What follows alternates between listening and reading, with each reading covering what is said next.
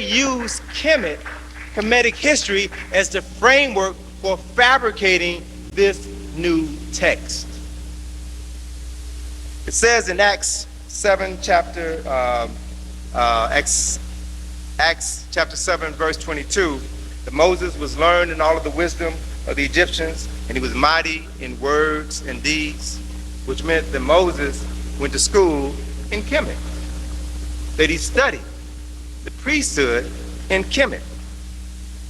And so the story gets a little quirky when Moses leaves, and he gives those who leave Kemet with them 10 commandments.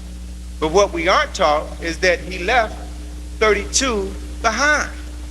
In Kemet, they had 42 declarations of innocence. And if you compare the 42 declarations of innocence, the 42 admonitions of Ma'at, with the 10 commandments, you can see where these 10 commandments were derived.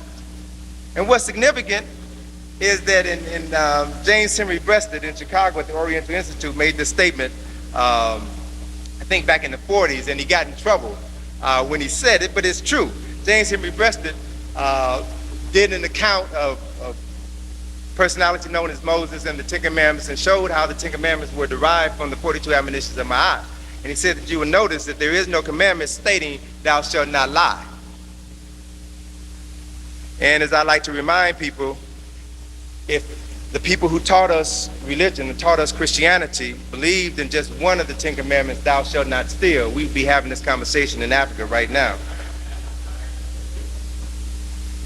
Brother Smalls, at a lecture in Baltimore a couple of months ago, raised a point that I think was very significant. I want to share that with you now, that the significance of the Passover, we buy into these activities without really understanding their origin.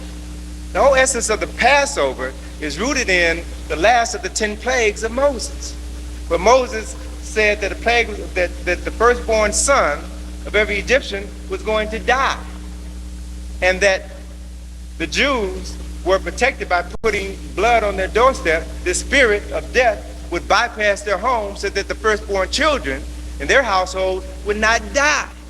So every time you celebrate Passover, what you're celebrating is the death and the murder of tens of thousands of African children. No one has ever put it to you in this context. It's not very often that people talk about the murder, the death, the brutality that was issued out or meted out at the hands of Moses. I'll give you another example. Numbers 31. And it is